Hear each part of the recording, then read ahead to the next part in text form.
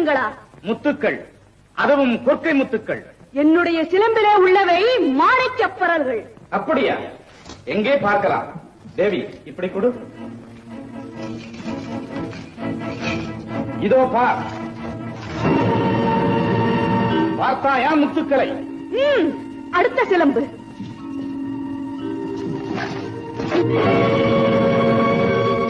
மாணிக்கங்கள்.